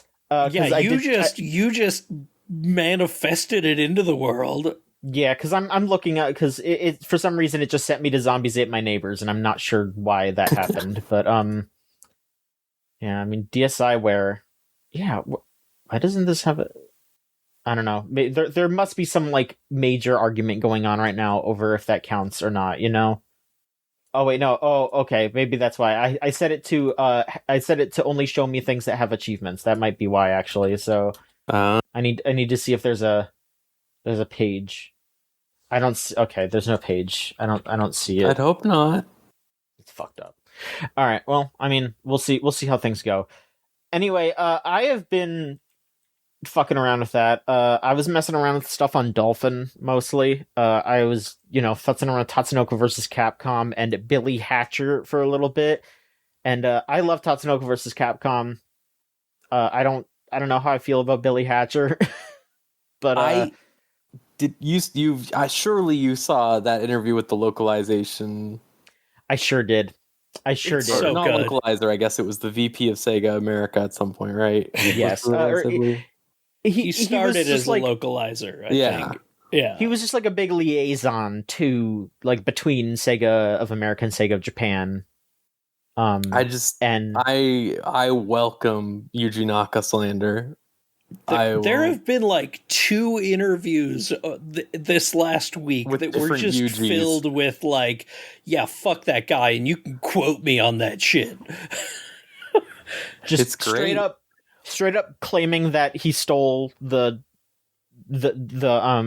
credit for Sonic, that he had like nothing to do with the design and everything. I just love the worst person I've ever interacted with, and a convicted felon, by the way. I was like, yes, yes. And for those of you who have not heard this interview, which let me make sure that I get the person's name correct here because I did post about it. Mike Fisher, which was done on Sega 16. Here, I'll just read this here. If you look back, like, eggs played an odd part in a lot of Nakasan's content. It's like, what's the obsession with eggs? Anyway, one of the guys on my team said, let's call it Billy Hatcher, because it's a hatching game with a cute character. The main character is the boy, not the egg. Of course, Nakasan hated it. We called it Billy Hatcher and the Giant Egg, which he still hated. At one point, I promise you, I'm not making up this story, I have 2 witnesses. At one point, he visited the US, and sometimes I translated, and sometimes other people translated. He goes, well, I know another name for the boy wearing a rooster suit. Another name for rooster is cock. Can we call the game Giant Cock in English? And then Sega 16 goes, oh my god, I would have been half tempted to agree just to see what would have happened. And Mike Fisher says, I should have. He's literally the most miserable person I've ever worked with in games or anything else in my life. Just a horrible human being. And you can quote me on that. As you know, he's so also now a convicted felon. Just incredible. So incredible. Good. Yeah, it's on Sega-16.com. I would recommend checking that out. There's a lot of other really, really good interviews on there as well, but that Mike Fisher interview it's very illuminating. It is very illuminating. But it is also extremely funny as well. God, let me find. There was another really, really good one. A really good bit. There's the Yuji Horii one from this week also. That was pretty good. Mm-hmm. Here. Let me read this bit here, real quick. It's about let's see here. It was him talking about the Sega Pico, and when Nakayama came in to take a look at it when it was getting released in the US here. Tom and his team came. I get Tom Kalinske. I'm pretty sure it's Tom Kalinske. Let me make sure it's Tom Kalinske, that I'm not saying bullshit. I think it is. He said to them on an early trip that the Pico could be the biggest thing ever, but it has to be $99. When they bring out the final version, they say this is going to be $150 in the US, is what they're telling us. It might have been more. I think the cartridges, the storybooks, were like $50. And Tom says, guys, this is going to be a really hard sell at this price. Nakayama walks in and he sees it, and he's speaking Japanese to the team, so I can hear what he's saying, but the Americans can't keep up. Or the American translator can't keep up. Nakayama says to the Japanese, you idiots. You have the most knowledgeable person in the world, speaking about Tom there, who's been telling you from day one what you need to do to be successful, and you've ignored everything he said. He grabs the handle, and I don't know if he pulls it off, but he starts slamming it on the table. And he says, really? You need this strong of a handle? You need a handle like this at the top of the product? Why? He picks up the software, which is a cartridge and a book formed into one, and says, you need this much plastic in the cartridge? And he slams it on the table. Bam, bam, bam! And Tom's eyes are as wide as plates because he doesn't know what's happening. As far as he knows, Nakayama's mad at him. And Nakayama says, he told you to keep the price down, and you didn't listen. Go back and pay attention next time. So he was like arguing for Tom Kalinske's argument, but in doing so was like scaring him into thinking that he was like, fuck this thing, this is dog shit. Like, that's really funny. Yeah, very good interview. Very, very good interview. I would highly recommend reading that. Last week was just a really good week for game developer interviews. Mm-hmm, mm-hmm. Yeah. But so I have been focusing on 2 games. I should say. I've had that Pikmin bug lately, so I started messing around with the original Pikmin, and then I went, oh god, wait, the Pikmin AI in this game is kind of bad and kind of frustrating. Like, they'll just go off and do shit without you telling them to do it. Like, you'll just be walking around and they'll just run off and start attacking flowers and stuff, and it's just like, dude, no, I don't want you to do that. So what I ended up playing was the ROM hack Pikmin Squared, which, to the average person, you're probably just going to be like, why would you need this? But because of the AI stuff, it's like, okay, that makes sense. It is Pikmin 1 remade in the Pikmin 2 engine. Like, you just patch Pikmin 2 and it is Pikmin 1. But yeah, because it has all the like AI benefits and all the gameplay benefits of Pikmin 2, it just plays way better. It is probably the best way to play Pikmin 1, I would say, straight up. Like, probably even more than like the Switch port and everything. The Switch port, from what I have been told, is still very good. So if you don't want to go through the effort of, downloading and patching, etc., Switch port is still very good. But this is definitely the best way to play Pikmin 1, I would say. So I'm messing around with that. And I also saw that Pokémon Channel has retro achievements, and so I'm let's go playing that, quote unquote. That game is, I don't know, great. Yeah, I don't like it. So I need to reiterate. We have talked about this before in the past, years ago, but I need to make an appeal for games like Pokémon Channel, Cozy Grove, Final Fantasy, My Life as a King, etc. There is an incredible beauty to me in a game that is very simple, and you play it for 30 minutes a day until you beat it. Yeah. That part where it's just like, yeah, I'm just hopping on and doing a little bit and then moving on. That's something, but also I'm just Don't get me wrong. What's going on? The game isn't great, but I think the idea is there. There have been multiple bits where Pikachu's just like turned off the TV on me and shit, and I'm just like, dude, I was in the middle of that. Can you stop? Listen, it makes me so mad. I hate him. Hey You Pikachu is a crazy fucking game. They really, yeah. people don't put together that this is Hey You Pikachu 2, I feel like. Like, people don't really put together that this is a sequel to Hey You Pikachu. It's just they didn't have a microphone at the time, so they said, hey, instead of talking to Pikachu, what if you watch TV with Pikachu? And that doesn't really work, because I don't want to watch TV with Pikachu. That's fucked. I can't believe you wouldn't want to watch TV with Pikachu, you fucking monster. It's like, I mean, I would want to watch TV with Pikachu if it was like, oh, I don't know, actual shows, maybe. Like, I'd watch, like, I'd watch, like, The Pit with Pikachu, Like, I wouldn't watch... I don't want to sit here and watch Psyduck literally fall asleep on the news. Like, he's having a fucking heart attack in the middle of the news. They got the Pichu Brothers OVA in there, and fuck, I need... I'll throw in the beer bottle. I'll throw in the beer bottle of Pikachu. Yeah, just... I don't enjoy this. And the worst part is that I wish I could just pick this fucking game up for yucks to own a physical copy. Physical copies are like $70 now for Pokemon Channel. Yeah, we live in a sick world. They need to... God, I can't say what I think on a public podcast, but something must be done about the scalpers. I hate them so much.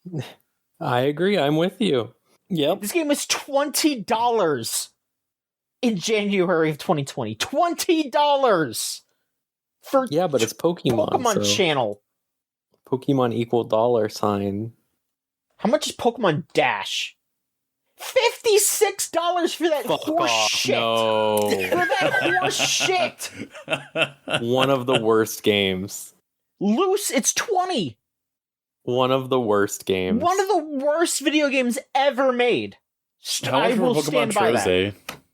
That game's good. Yeah, that means it probably won't sell for that much. Pokemon Troise, complete in box is $80. The fuck that. 4 in a row and you're good to go. 4 in a row and you're good to go. I mean, in loose, it's $25. I'm not too upset about paying $25 for Pokemon Troise, but I should be spending $25 on the fucking complete in box. Not like this. Foul. I'm so mad. I'm so fucking mad. These people, these Pokemon scalpers. I hate them so much. Anyway, Rose, talk about something else before I start screaming. Okay, speaking of cards. Yeah. I've been playing Forbidden Solitaire, which is a video game from the people who made oh my god, why can't I think of the name of it? Oh my god, the home safety hotline. There we go. And they also the developers who made Regency Solitaire, among some other solitaire. My favorite games. solitaire game.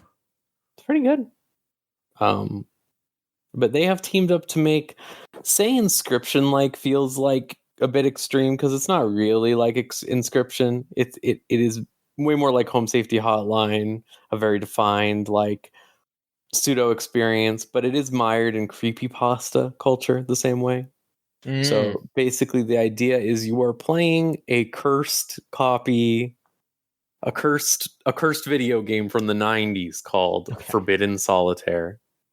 And while you play Forbidden Solitaire, which is definitely trying to be designed like a sort of, minimalist game from the 90s, with like beautiful, shitty pre-rendered 3D everywhere. Ooh. And like the same cutscenes playing and stuff like that, and like really sudden audio cuts, stuff like that. That's really good. You are also getting direct messages on your fake computer from your sister who's like, oh fuck, I'm looking up all the creepypasta stuff. Whoa, did you see that actually like this person was killed by this game in 1999? And, no. Like sending you fucking videos of fake beyond beliefs about the episode, and like they have a guy just like acting like Jonathan Frakes being like, is this real or fake? It's a really charming game. And it's also a fun solitaire game because it's basically like it's solitaire, but they're arranging it in weird patterns, and you have to like use a limited amount of tools and like special consumables to like get through, and like there's boss fights and stuff like that. It's a cute little solitaire game. It's fun to play, but the real appeal is in the presentation and the, you know, fake meta narrative stuff, similar to something like Inscription. That's just really fun. And you can tell they had fun with it. I really like the fake news ones where they're like, and parents are raging against it. And they're like, I don't want my kid playing no fucking Devil Solitaire. I mean, they got a point this time at least, you know? Yeah. Stop clocks and all that. While you play, also, you get like little like cursed conversations between the developer and the other developers. And you have like the main developer being like, yes, you understand. We need to put magic in the game. And then you have the other developer being like, okay, but the deadline you gave us is horrible and I hate it. Do you understand how hard it is to create a modular system like this? And like, and all this other stuff, like just like mixing of sincere and like bit in the same way that Home Safety Hotline had. That's really fun. I think Home Safety Hotline is a more dynamic and interesting work. I don't know if you've ever seen that one, John. That's the... I think I've seen that. That's the one where you're like playing as like a not like a 911 operator, but kind of that. You're like an exterminator line for like fantasy creatures, almost like cryptids and stuff like that. So it'll be like, oh yeah, you got a gnome problem. Like it'll be shit like that. Like, oh no, that's a house gnome. They're here to fucking clean your shoes. Okay, be nice to them. Leave them alone. Then you get a different call, and it's just like, okay, no, we have to come and we need to. You need to get a hotel. Yeah, sorry, that is the grobbler. He is going to kill you. Yeah, we need to fumigate your house. Yeah, and I think that's really fun. I think that's really charming, and I really like that sort of thing. And it's fun to see it here in like a game that's also fun, really fun to play. Because that one is like, I'm not going to discredit it as a game because it is still a game. And, you know, there's a fun part of playing a game like that. But it is also very much like, that is very much a UI game. You know, like that is not like you are playing and doing shit. That is, you're just sort of doing the same thing every time. Whereas this is more dynamic. They add new mechanics all the time. Fun. It's cute. Sure. I'm looking on their Steam page, and apparently their next game is basically about a haunted PS2. So that's beautiful. Wait, who? Yeah, it's just trying to fix a haunted PS2. Is what the Night Signal Entertainment is. Okay. Doing. Yeah. Because I was gonna say, I know the Solitaire people, they put out a bunch of like really cool fun games, and then they also make slop solitaire games, and it's very weird. Listen, everyone has a passion. They love solitaire. I get it. I also like solitaire. All right. Anything else, Rose? Before we wrap this up? Sure. I'm only a little bit ways into this, so I don't have much to say, but I have started Mina the Hollower, the premiere release of this week, probably. That's the next game from the Shovel Knight developers, Yacht Club Games. I've only beaten basically a little past where the demo ended. That was from a few months ago. I think it's really fun. I think it feels even tighter than the demo, which I had a couple control issues with, but now I feel pretty good about it. I really like the aesthetics. The presentation is fantastic. It feels like, yes, this is the game they make after Shovel Knight, where Shovel Knight had like some cute little, SNES style cutscenes, but this has full on like, yep, this is a fake Game Boy Color game. It has the, like Zelda Game Boy games, like panning screenshots and stuff like that, but it's not mired or locked to the idea that it has to be stringent to a specific thing. So it is doing fun tech stuff all the time. I like that it's just Bloodborne to some extent. Fun game. Really excited to keep playing it because I hear a lot of good things about how it progresses over time. I love these. I keep thinking like recently, like I really love just playing like a fucking Mega Man, Like a couple years ago, I played like all the GBA Castlevanias. I played all the Mega Man X games. I played I think some of the Mega Man Zero games, and then I played something else. Ninja Gaidens, the old Ninja Gaidens and stuff like that. Mm-hmm. It's just fun to play a fucking game that you just can finish, you know? It's like, very fun to do that, nice and fast. Like, I know this is like a 20-hour game, so that's not really the same thing, but it's like the simplicity of the base play experience not being mired in this idea that you have to like revere its presentation or like plan around a time frame in which to take something seriously, like fully seriously. Mm-hmm. It's nice. It's good.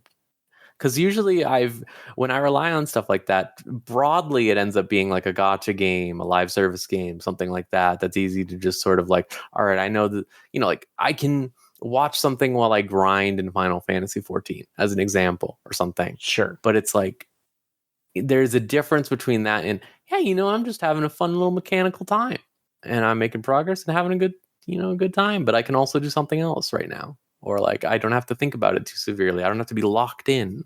Mm-hmm. It's nice. Also really runs really well on the Steam Deck, as you would hope. Mm-hmm. So it really feels like a handheld. I did see a post that was like someone, you know, like taking a screenshot from the Steam Deck subreddit, and it's someone just being like, Mina the Hollower doesn't run at 120 frames per second on Steam Deck, and it's just like, they're just like, dude, why would you want this? Who cares? Shut up. I want to see the pixels just start tearing like Event Horizon. I always get baffled when people are like wild about frames on the fucking Steam Deck. It's really funny because it's like a lot of the times what ends that? up happening is they use fucking frame gen extensions also that like do like bullshit scaling that makes the game look like complete ass, and they're like, yeah, but it got 60 FPS on the Steam Deck, and it's like, oh my god. You got imagined 60 FPS, fake 60 FPS, like you're just no, you're not. Yeah, I always love, because it's always like guys who are obsessed about frame rate, but what's the word I'm thinking of? But like, yeah, they don't care that half of these tools that add frames make games look like dog shit and actually usually make them run worse because they aren't consistent. It's not like, oh, hey, you install this, it makes the game run at 120 FPS. But yeah, it randomly drops to 70, and guess what? That feels like shit. There was a really funny thing when the Oblivion remaster came out that I was seeing across Steam Deck places that was like, hey, you know, you can run, here's a video of the Oblivion running at 60 FPS on the Steam Deck. Isn't that great? The Oblivion remaster. To be clear, you can play Oblivion at like 100 FPS on the Steam Deck, whatever, but the remake, the shitty remake, and it was every video that was posted like that was of the dungeon at the beginning of the game where there's nothing. And then it's like, all right, what happens when you go outside? Oh, it goes to 7 FPS. So don't worry about it. Don't think about it. Don't worry about it. It's fine.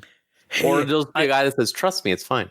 I could run this at 4K on my Steam Deck. It doesn't even show that. What the... They should have been like, you can't fucking do that. Because like, sometimes my Steam Deck, when I hook it up to my dock, will try to like fucking just randomly switch it to 4K for some fucking reason. And then it makes like every game run awful. And I'm like, why? And I'm like, oh, right. It's fucking trying to do it at 4K for no reason. Cool. It's rancid. All right. Well, I think that should be it. Is there anything else you want to discuss before we do questions? No? Okay. Nah, that's gaming. All right. If you want to send in a question, you can go to our Discord server, which if you type in thegamezone.zone onto your web browser of choice, it'll send you there. Or if you follow us on Blue Sky, you could just like @reply us or something, and we'll see it. And that's at gamesline.net on Blue Sky if you want. I'm sure that there's other ways. You just figure it out. Literally, just figure it out. Just say, hey, this is a question for the podcast, and we'll make sure to be aware of that.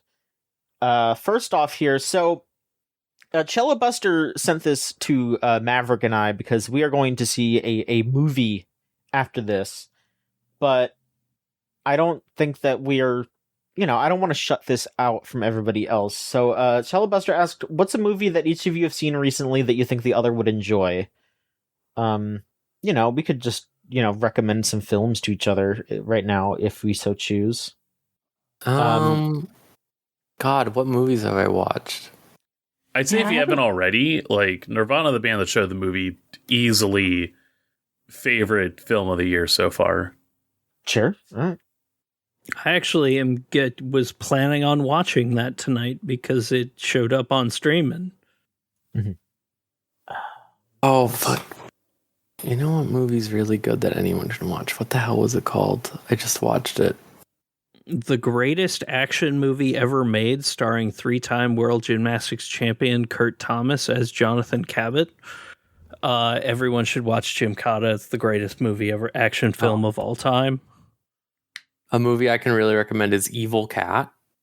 I think John would get a kick out of it, probably, because it's like this movie about an evil cat, like demon, from like thousands of years that this family has been killing like every whatever years, and it's finally on its last life or whatever in like the 80s in Hong Kong, and they need to kill it one more time, but the guy doesn't have like someone like a student or whatever to do it. And the reason I think John would enjoy this movie is because I think that you would appreciate how much the tone of every character in the movie is like, man, fuck this. I don't care about that. Whatever the fuck are you talking about? Because it's like the main character guy is like this insane dad, and he just meets this random guy, and he's like, all right, fine, you'll be my damn pupil. Sure. And the guy's like, what? I don't want to be your pupil. And he's like, man, fuck it. You need to do this. And he goes, oh, fine, I guess. I don't know. Okay.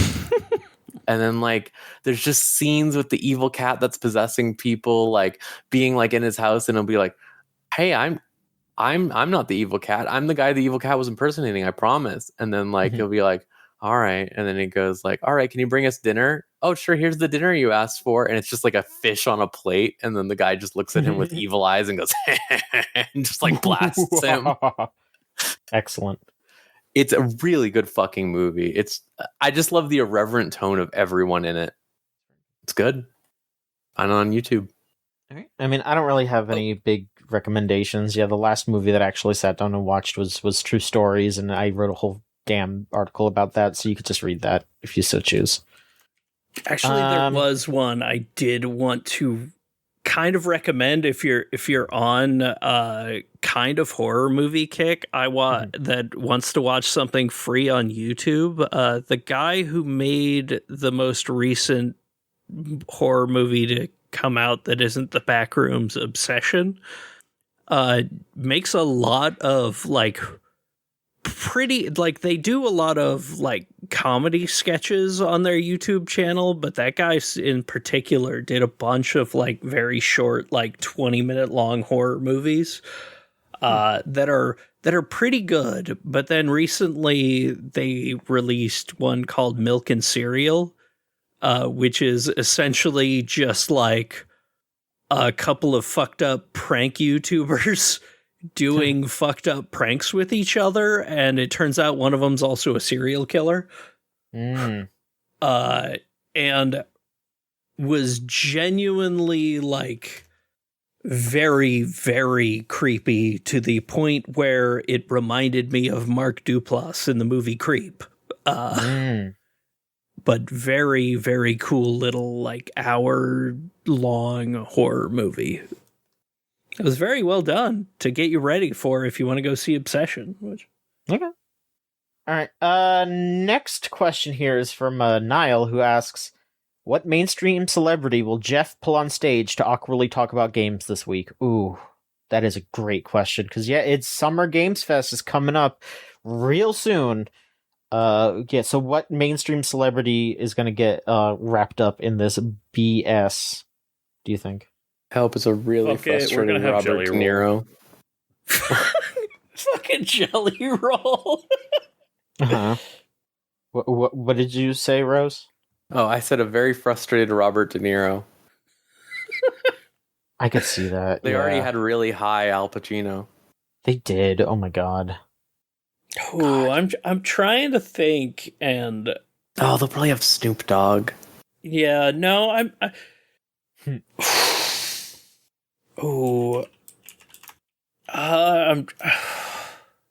who would it? I'm gonna go way out on a limb with it, and I will. Actually, I don't even know if saying Bad Bunny is out on a limb, because that guy will show up anywhere. I could definitely see that. But it'll probably also wouldn't be surprised if the K-pop Demon Hunters girls show up. Yeah, they're just gonna be like, we don't know why we're here. I don't know. Yeah, exactly. We're just gonna sing our hit song that isn't even the best song in the movie. I don't know. Maybe if they announce a K-pop Demon Hunters game for whatever reason, I don't know. That seems like something. God, if this was just like 15 to 20 years ago, there would be a weird ass PS2 K-pop Demon Hunters game by now. Oh, absolutely. I miss like bad movie tie-in games, or even good movie tie-in games sometimes. Yeah, I mean, this seems like the time that I don't know. Yeah, like fucking, the backroom stuff and the other big releases and all that. Like, I could imagine them just being like, "Oh yeah, no, we got Shitwell Okafor." Yeah. Well, I was just gonna say they'll be like, "Here's the director of the Backrooms. Do you like video games?" And then it's probably gonna be like, "Yeah." He was a YouTuber, so yeah. It's gonna be real exciting, just like this wonderful conversation about gaming. They're be gonna like, I don't play video games. They're gonna get AI white Hideo Kojima. Oh, finally! God, just seeing screenshots from that shitty AI ad that they put together, and somehow in a room with AI Kojima and AI Nicholas Winding Refn, Kojima is the whiter of the two. It's so bad, it doesn't even fucking look like him. AI sucks! Shit's crazy. Now presenting for the Summer Games Fest, please have me welcome Tung Tung Tung Sahur. Oh, fuck. I mean, if they just had, like, a Tung Tung Tung Sahur, like, mascot guy, that would be pretty funny. Like, he's just standing there and Jeff, like, very awkwardly trying to, like, hype him up. I saw a T3 cosplayer at fucking MomoCon. See, that's pretty funny. I don't know. I'm ready for Jeff having to try to like hype up Italian brain rot shit, just being like, Cappuccina Ballerina, there she is. We love her, don't we, folks? That feels like the evolution of the Sid the Science Kid game, or the Chick Hydrobot. Yeah. Can I tell you who would be a really funny ad I just thought of? Please. I just thought of this. Okay. Even though Gang of Dragon is probably canceled, they just have Don Lee there and he doesn't know what's going on. We booked this a year ago. Sorry. We got a new trailer for We don't. We actually don't. Okay, good. Okay. Yep. Yeah, you could just hang out. That feels so realistic. Let's actually here's a question spinning out of that though. What percentage of games announced are going to get canceled by the end of by the next Game Awards? Probably. I mean, I remember that like article that came out where it was like trying to be like, oh, games are getting canceled so much more, and then like you look at the actual percentages and it was like pretty much the same as it's always been.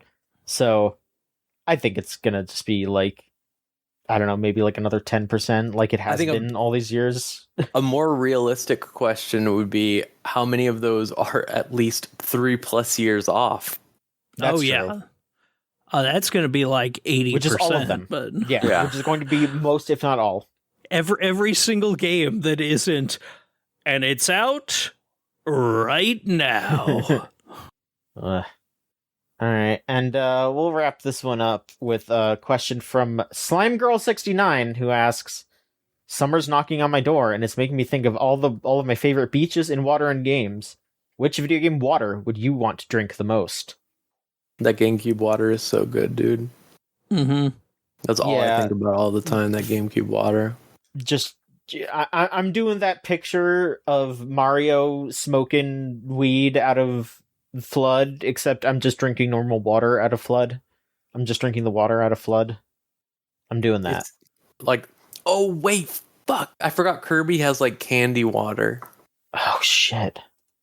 You get, like, super sick if you did that. It's like cream soda. Yeah, that's like almost as sick as the anime cosplay girl foot water from. Ugh. That's rancid. Yeah, fuck that. Hell no. Nasty. Maverick, what kind of gaming water do you want to sip? It's hard to beat GameCube water. I also think about like the Sonic Adventure water. Ooh. That's good water. I mean, think about that Sonic Adventure GameCube water. Is that the green one or is that the Dreamcast I think it's like one? super blue. Okay. Should be. What else? Like that's my thing. Like water, like texturing and design, I think peaks in the mid 2000s. Mm-hmm. Yeah. And so I'm hard pressed to think of like any other like iterations that really like speak out. Mm-hmm. There needs to be a little weird color, like an off color to it, but in a very inviting way. The water in something like Grease. That game Grease, Gris. Mm. Ooh. Or like a Hyper Light Drifter. Ooh. I miss good pixelated water. Yeah. Mm-hmm. Like I've been going back with a lot of like Super Nintendo games lately, and like good pixelated water is an important Not technique. just good pixelated water. Good pixelated water with Mode 7 is the tastiest shit you're going to see in your life. Oh yeah. Yeah. I mean, it's the Mode 7 that does it. It gives it that real texture. Yeah, it's like a steak sauce. We're talking about water so much. I'm having to sip right now. There you go.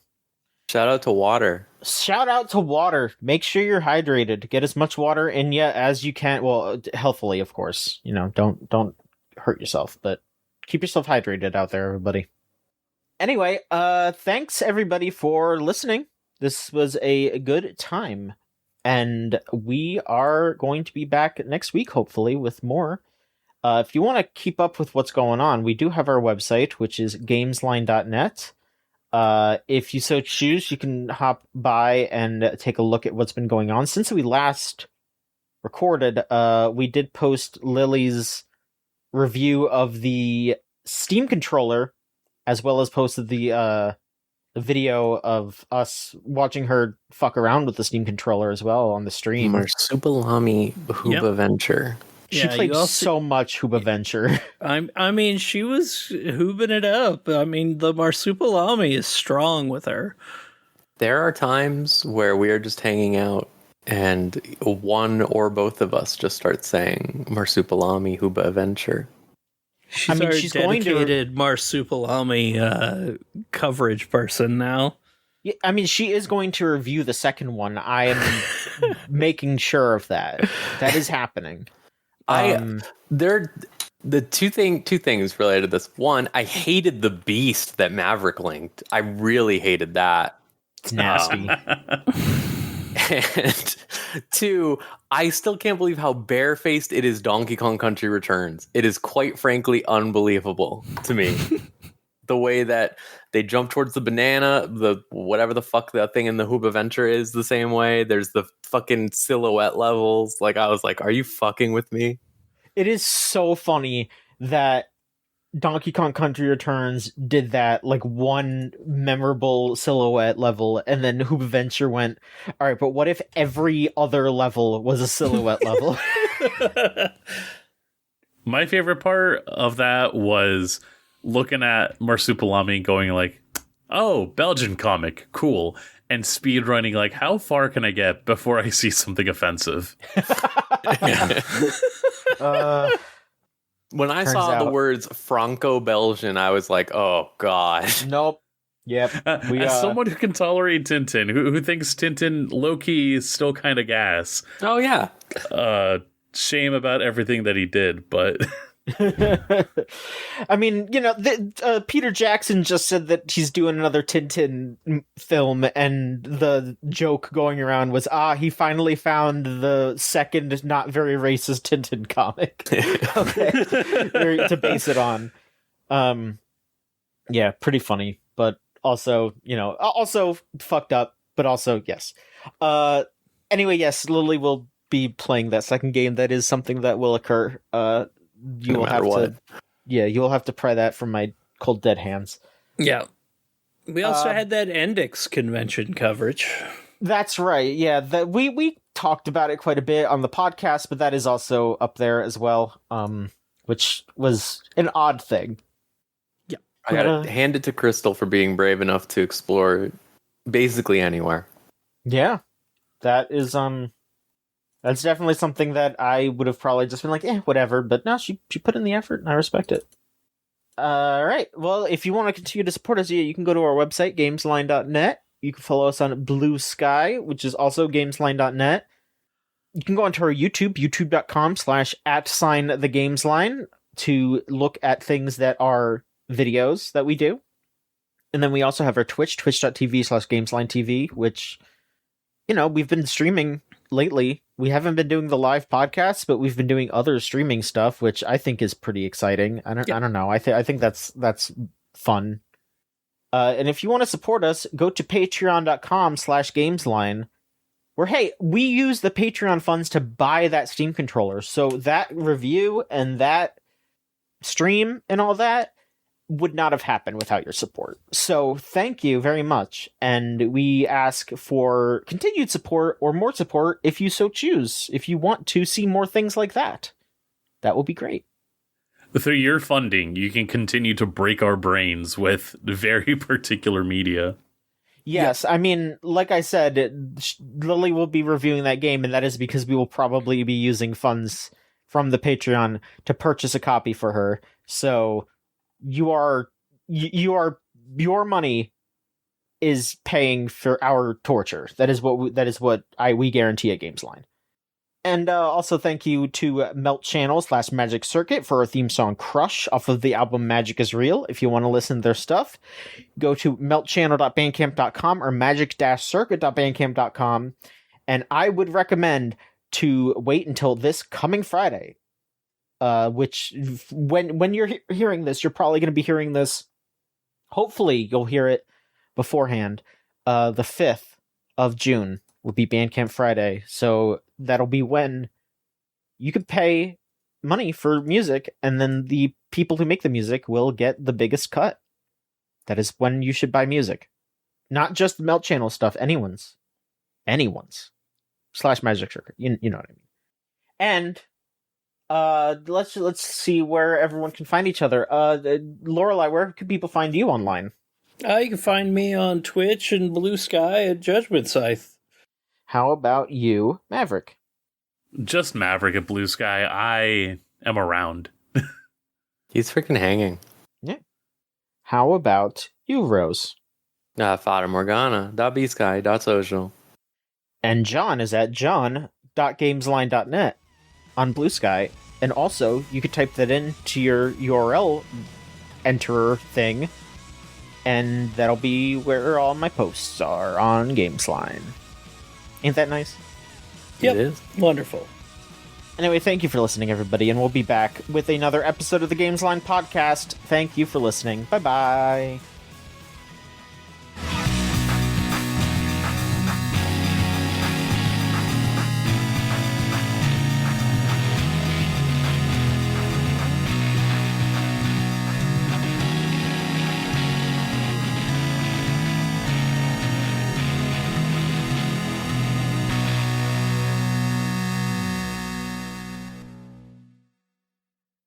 Ew.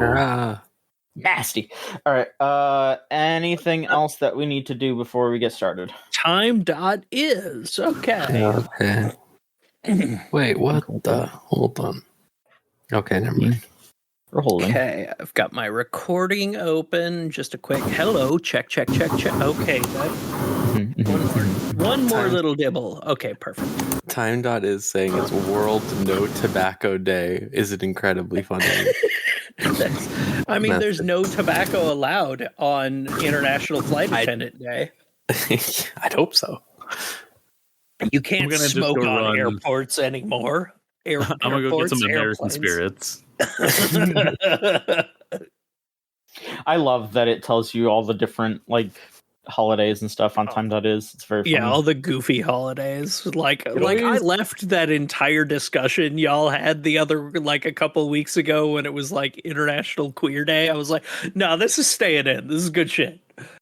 I got it. It always reminds me of like the Nancy comics of like it's Be Kind to Animals Week. Oh God. All right. If we're all set, we can get going then. Okay. Man. All right then. We will press the button on go. 3, 2, 1, go. Live. All right, and we will clap at how about the 20-second mark. Fantastic. I love how all of us have like a really long, kind of drawn out live, and then Maverick's there like live. I don't notice it. What the fuck? It's my favorite thing every fucking time. Jesus. No, I'm not calling you out. I'm complimenting the brown man getting the business done. Wow. Holy shit. Jeez. And on oh fuck.